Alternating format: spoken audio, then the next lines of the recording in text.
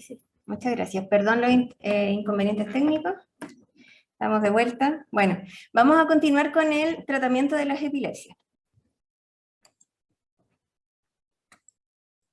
Ahí sí. Bueno, el tratamiento de las epilepsias básicamente va por dos líneas. La línea del manejo de crisis en un estado agudo y el tratamiento de mantención o CROEC. Para el manejo de crisis, que lo vamos a realizar más en detalle con Catherine en la próxima presentación, sabemos que la mayoría de las crisis epilépticas son autolimitadas, van a durar máximamente 2 minutos o incluso menos, van a ser de forma espontánea y no van a requerir ningún tratamiento que sean para manejo de crisis en forma aguda, por lo general. Pero sí, en caso de ser una primera crisis, tenemos que derivar para estudio y hacer un eventual estudio diagnóstico y seguimiento de forma ambulatoria. No van a requerir la mayoría de ellas hospitalización, y en caso de presentar una crisis asociada a fiebre, hay que tener la precaución de ver si hay antecedentes previos de crisis febriles y descartar una infección del sistema nervioso central. Perdón. Bueno, para esto tenemos las recomendaciones básicas del manejo de crisis. Hay que ver si los pacientes van a tener algún fármaco, en el caso de los pacientes refractarios que pueden presentar muchas crisis diarias o que pueden presentar crisis más prolongadas. Estos son indicados por los tratantes y en general los cuidadores y los tutores los saben administrar. También ver la necesidad del uso y manejo de comorbilidades, por ejemplo, los pacientes que están con dieta cetogénica, de evitar que haya una hipoglicemia asociada, y derivar en caso de urgencia frente a una primera crisis epiléptica si la paciente cursa con un embarazo o encuentro yo alguna focalidad, o si los pacientes presentan una crisis que no sé. En este caso estaríamos frente a una crisis que se prolonga, que son los estados epilépticos, que según la definición operacional tenemos los tiempos descritos como tiempo 1 para las crisis tónico-clónicas generalizadas de 5 minutos, que es el tiempo en que yo debería empezar a tratar, y en las crisis focales o con compromiso de conciencia de 10 minutos. Es importante tratar de forma lo más rápido posible que tengamos en estos pacientes con el estado epiléptico. ¿Por qué? Porque recordemos este término acá que se usa en otras patologías neurológicas, que el tiempo también es cerebro.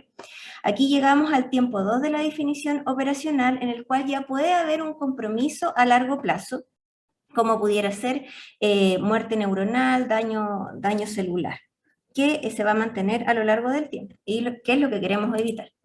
Existen diferentes algoritmos de manejo del estado epiléptico. Aquí tenemos uno que se publicó con la cápsula de capacitación de manejo y estado epiléptico del MinSal, en el cual va definiendo los distintos puntos y cómo vamos a ir manejando este estado epiléptico.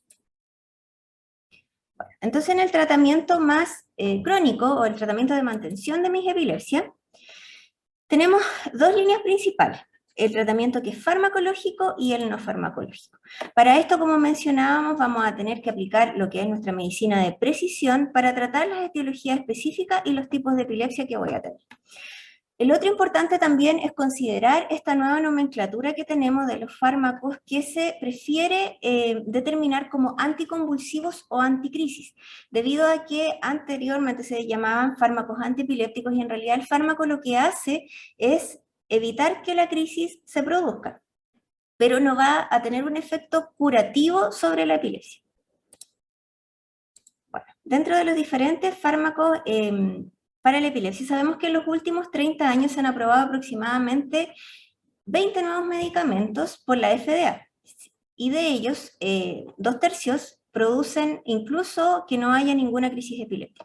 Sin embargo, sabemos que hasta incluso un 30 o un 40% de los pacientes pueden ser refractarios a tratamiento. Para ocupar estos medicamentos nosotros tenemos que saber cuál es el perfil de efectos que va a tener mi fármaco, la farmacocinética, si los fármacos son más adecuados para paciente pediátrico adulto, y aquí es muy importante tener y ocupar una politerapia racional. Sabemos que ya con más de 2 fármacos a dosis máximas tolerables y adecuados antiepilépticos, un paciente ya se encuentra con diagnóstico de epilepsia refractaria. Al incluir un tercer fármaco, la cantidad de crisis que puede bajar es muy mínima, y con un cuarto fármaco, el plazo es hasta un 1% más de respuesta antiepiléptica, por lo cual es importante que veamos cuál va a ser la cantidad máxima idealmente que vamos a tener de medicamentos antiepilépticos y poder elegir otras terapias y otros tratamientos también no farmacológicos. Entonces, vamos a tener nuestras epilepsias focales y generalizadas que vamos a basarnos su indicación en el mecanismo de acción de los medicamentos, la frecuencia de administración y también las propiedades farmacológicas que esperemos de estos medicamentos. Esta es una tabla en la cual se ven estos fármacos que son de espectro reducido, que idealmente se ocupan en crisis focales y que van a tener una bilateralización tónico-clónica posterior. Tenemos los que están presentes en Chile, la carbamazepina, la etosuximida, la gabapentina, la lacosamida, la oscarbazepina, el fenobarbital, la fenitoína, la pregabalina, la primidona, el estiripentol y la vigabatrin. Y los fármacos de más amplio espectro, aquí tenemos el clobazam, disponible en Chile, la lamotrigina, el levetiracetam, perampanel, la rufinamida, el topiramato y el ácido valproico. La fenitoína es uno de los fármacos más clásicos que están en uso desde el año 1938, que actúa sobre los bloqueadores de canales de calcio. Está disponible para uso endovenoso, por lo cual puede ser un fármaco de segunda línea para el estado epiléptico y también de uso oral. Es útil, como decíamos, en crisis focales y generalizadas. No está recomendado en usar en crisis mioclónicas y también es un fármaco que hay que tener precaución con pacientes pediátricos porque su distribución podría ser más errática. Dentro de los otros, para crisis focales clásicos que tenemos y que están en el auge, el caso de la carbamazepina, que también, al igual que la oscarbazepina, que es su molécula más nueva, actúa sobre los canales de sodio, es eficaz en crisis focales y también está para administración solamente de uso oral y no está recomendado en mioclonía. Este es un estudio, son dos estudios en realidad, que comparan la oscarbazepina, que tiene menos efectos adversos que los dos mencionados anteriormente y que sería igualmente eficaz. Incluso como monoterapia y sería igualmente efectiva en tratar las crisis focales, que carbamazepina y fenitoína. La lacosamida es otro fármaco que es más nuevo, que la gracia de este fármaco es que actúa sobre los canales de sodio de inactivación lecta. Ahí cambia el mecanismo de acción. Está disponible para uso oral y parenteral, por lo cual también se podría administrar para el manejo de segunda línea del estado epiléptico. Es muy efectivo, sobre todo en las crisis focales, y se recomienda que podría tener la misma efectividad a corto y más a largo plazo que la carbamazepina, como monoterapia. En general nosotros lo ocupamos como coadyuvante y tiene muy buena respuesta también en las epilepsias focales refractarias a medicamentos. La lamotrigina es otro fármaco que bloquea los canales de sodio, es de amplio espectro, se usa en crisis focales y también está indicado para crisis generalizadas tónico-clónicas y el síndrome de Lennox-Gastaut. Pero sin embargo, lo complejo de la lamotrigina es que la titulación tiene que ser más lenta. En general uno se demora en titular lamotrigina 2 meses y medio a 3 meses. El ácido valproico es de amplio espectro, sabemos que actúa sobre canales de calcio, canales de sodio, está disponible para uso oral y endovenoso, y aquí hay que tener algunas restricciones porque puede producir teratogenicidad. La etosuximida, que actúa sobre los canales de calcio, también es un fármaco que está en uso hace hartos años y que es un fármaco de elección para las crisis de ausencia clásicas, con buena respuesta. Las benzodiazepinas que bloquean los canales de GABA también tienen buena respuesta, son amplio espectro y en general las benzodiazepinas, como el clobazam y el clonazepam, se ocupa como coadyuvante en pacientes refractarios. También sería indicado para el síndrome de Lennox-Gastaut en pacientes de 2 años o más. El fenobarbital, con un mecanismo similar de acción que el anterior, también está disponible para uso oral y endovenoso para manejo del estatus, es de amplio espectro también para crisis focales y generalizadas, también tendría una vida media larga y este fármaco es de los que se recomienda usar en pacientes con crisis neonatales, con un espectro de bastante seguridad. Al igual que el levetiracetam. El levetiracetam también se recomienda usar en crisis en paciente neonatal y aquí el mecanismo de acción es diferente. Se une a la proteína vesicular sináptica SB2A, evitando que se libere esta vesícula. También se encuentra para uso oral y endovenoso, serviría para manejo estatus de segunda línea de amplio espectro, también se utiliza en crisis mioclónica. Y esta es una de las últimas publicaciones que hay en que se compara el uso de fenobarbital con el levetiracetam en paciente neonatal.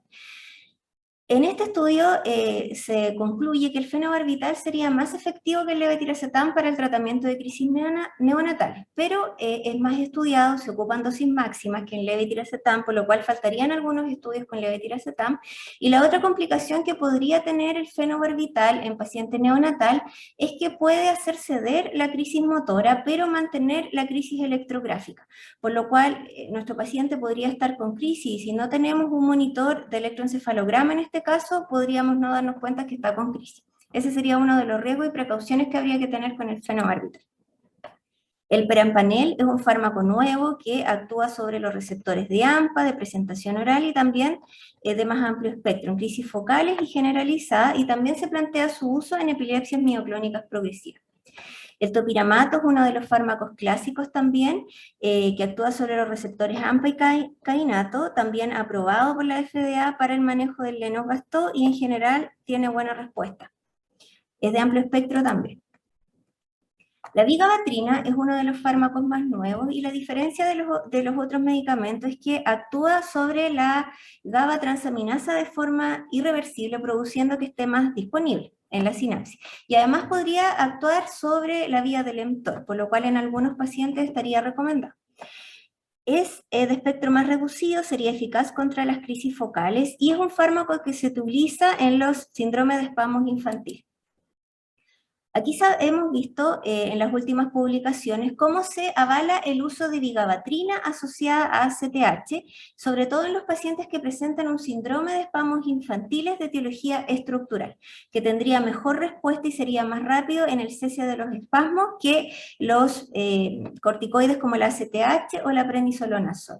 Y también se recomienda el uso de la vigabatrina en epilepsias focales refractarias, que tendría buena respuesta y se utilizaría en dosis más bajas que en el uso de síndrome de West. La rufinamida es otro fármaco dentro de los nuevos que bloquea canales de sodio y que se recomienda en pacientes mayores desde 1 año para el tratamiento de síndrome de Lennox-Gastaut. El cannabidiol es otro fármaco que está aprobado para su uso desde el 2018 en Estados Unidos y que tendría una buena respuesta en los síndromes de Lennox-Gastaut, síndrome de Dravet y en los pacientes con esclerosis tuberosa mayores de 1 año. El estiripentol es un fármaco dentro de los más nuevos que está aprobado por la FDA para el tratamiento del síndrome de Dravet en pacientes que tienen 2 años o más y que tendría una buena respuesta como segunda línea en los pacientes con Dravet.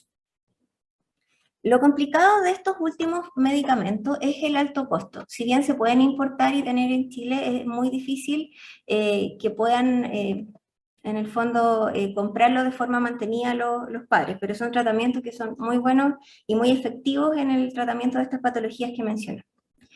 Yéndonos un poco más con la medicina de precisión, les quería exponer en el fondo que hay tratamientos que no van a responder 100% a los fármacos antiepilépticos. Y en este caso tenemos las encefalopatías epilépticas dependientes de piridoxina. En este caso tenemos que administrar la piridoxina pese a que nuestro paciente pueda estar con otro tratamiento antiepiléptico. Aquí vemos este trazado de una paciente de 6 años que no tenía su diagnóstico etiológico previamente, con una epilepsia refractaria, y que nos resultó positiva a esta mutación característica de esta encefalopatía, que es la mutación del gen ALDH7A1. Vemos cómo se realizó la prueba de piridoxina y este es el electro posterior a la administración de ese medicamento. Entonces, el tratamiento de la medicina de precisión es realmente importante de hacer en nuestros pacientes. En cuanto al tratamiento no farmacológico, tenemos 2 líneas principales, la cirugía de epilepsia y la dieta cetogénica.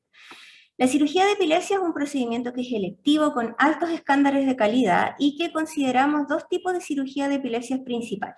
Las cirugías de epilepsia que son paliativas, por ejemplo, cuando realizamos una callosotomía y que van a tener el objetivo de disminuir la cantidad de crisis, evitar ojalá la presencia de un estado epiléptico y que los pacientes lleguen a hospitalizarse. Y la cirugía que es curativa, que va a ser curativa de la enfermedad por receptiva, por ejemplo, de lesiones estructurales que podamos tener en nuestros pacientes.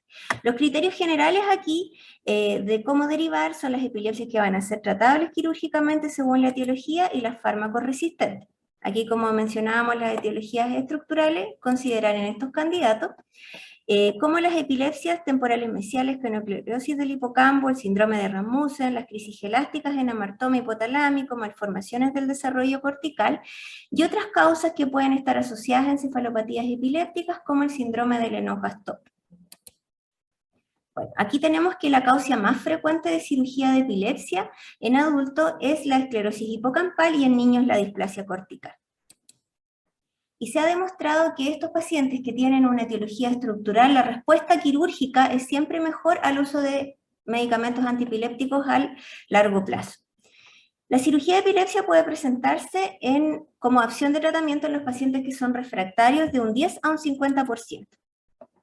Y este es el estudio que mencionábamos también anteriormente, que ante el diagnóstico de una encefalopatía epiléptica yo tengo que hacer mi derivación para tratamiento precoz. Este es otro estudio que es más antiguo, del año 2003, que es bastante bonito porque muestra cuánto tiempo se demora una epilepsia de volverse intratable. Sabemos que estas crisis focales van a tener un diagnóstico aproximadamente en menores de los 5 años de edad, pero la derivación para estudio y para tratamiento quirúrgico es bastante tardía, siendo la mayoría de los pacientes derivados según este estudio y tratados y operados entre los 30 y los 39 años. Y veamos acá que las crisis empezaron a los 5 años de edad. Acá es importante recordar que en cirugía de epilepsia también tenemos que ser precoces porque aquí también el tiempo es cerebro y sabemos que las crisis persistentes se asocian a cambios de sustancia blanca, alteraciones estructurales y funcionales de las redes neuronales, del volumen y la citoarquitectura del hipocampo y además alteraciones en la cognición importante en niños. Y sabemos que el uso crónico de medicamentos antiepilépticos pudiera tener consecuencias a largo plazo y que al poder reducirlos con cirugía de epilepsia tendríamos beneficios. Sabemos que sigue siendo subutilizada y aproximadamente a nivel mundial cerca del 1% de los posibles candidatos a cirugía de epilepsia solo son derivados. Nuestro otro tratamiento no farmacológico es la dieta cetogénica, que se utiliza en Chile para pacientes con epilepsia refractaria, adultos y pediátricos, y consiste en una dieta que es alta en grasa, reducida en carbohidratos y con un aporte proteico adecuado a los requerimientos. Es una dieta que va a ser desbalanceada, por lo cual tiene que ser suplementada y seguida por un equipo multidisciplinario que va a estar entrenado en dieta cetogénica. Y aquí vemos cómo va a cambiar la base de energía de nuestro organismo en acetil-CoA y cuerpos cetónicos, reemplazando el proceso de glucólisis. Y esto tendría efectos positivos al similar estas condiciones de ayuno y conseguir efectos antiepilépticos. Es un tratamiento personalizado que a menor edad que iniciemos está demostrado que va a tener mayor beneficio y va a depender del tipo de epilepsia y el síndrome epiléptico podríamos tener un efecto mejor. También es de primera línea de tratamiento en algunos síndromes específicos. Aquí tenemos que considerar siempre el diagnóstico, sobre todo en pacientes lactantes y neonatal, del déficit de transportador de glucosa tipo GLUT1, que es tratamiento de primera línea de la dieta cetogénica, y también en el déficit de enzima piruvato deshidrogenasa. Bueno, ¿cómo la vamos a medir? Aquí con los criterios de Hunter-Locher, que van a ser de evaluación a los 3 meses del inicio de mi dieta, ya con buena adherencia. En general los pacientes responden bastante bien, con un mayor a un 50%, incluso algunos un 100% a la reducción de crisis, en rango de cetonemias que van a variar con los distintos tipos de dieta. Sabemos que un rango aceptable con buen efecto antiepiléptico es de 2 a 5 de cetonemia. Aquí, como mencionábamos, hay distintos tipos de síndromes epilépticos que van a tener buena respuesta a la dieta cetogénica y también sabemos que se puede realizar en algunos estatus epilépticos refractarios, o por ejemplo el síndrome de Fires, en UCI y que tendría bastante buena respuesta y que sería una resolución bastante precoz. A los 2 o 3 días ya de inicio de dieta cetogénica deberíamos ver la resolución del estatus. Bueno, dentro de los tipos de dietas diferentes, nuestra alimentación normal está basada en esto, con un 55% de carbohidratos, un 30% de lípidos y un 15% de proteínas. Los diferentes tipos de dieta cetogénica van acá. Es bastante diferente a una dieta normal. Esta es una dieta balanceada en una persona que come saludablemente. Están las dietas más estrictas, que son las clásicas y la clásica con MST, que vemos que la cantidad de lípido es bastante mayor. Aquí tenemos en la clásica hasta un 90%. Y en la MST, que se adiciona el MST para bajar un poco la carga de lípido y aumentar el carbohidrato, debido a que este aceite se consume y genera cetosis más rápido. Dentro de las dietas más flexibles encontramos la modificada y la de bajo índice glicémico, que tienden a preferirse en pacientes adolescentes y adultos, y sobre todo la de bajo índice glicémico, en que se modifica el tipo de carbohidrato que se consume, es bastante socialmente aceptada, por lo cual es mucho más fácil de utilizar en pacientes adolescentes y adultos. También la dieta cetogénica, como mencionábamos, tiene recomendaciones según edad, que es paciente a paciente, y vamos a ver si la utilizamos hospitalizado o ambulatorio de acuerdo a las diferentes características que vamos a necesitar de nuestro manejo. El seguimiento es bastante estricto dentro del primer año, es bastante seguido con estos exámenes y algunos estudios complementarios diagnósticos que se realizan incluso previos como un basal y que van teniendo un seguimiento estrecho. Después del primer año ya es un poco más flexible el control, porque los pacientes también y los tutores van teniendo un conocimiento mayor de la dieta cetogénica. Entonces, a modo de conclusión, sabemos que el tratamiento de la epilepsia, como mencionamos, es individualizado para cada paciente y está basado en la medicina de precisión. Tenemos el tratamiento farmacológico y no farmacológico, y se va a indicar según el tipo de crisis, el tipo de epilepsia, la presencia de síndromes epilépticos específicos y según su etiología. Y recordar siempre que en epilepsia también, y en cualquiera de nuestros tratamientos y diagnósticos y tipos de epilepsia, el tiempo es cero. Muchas gracias.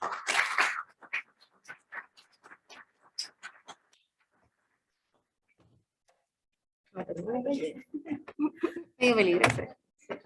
Muchas gracias, doctora. Entonces vamos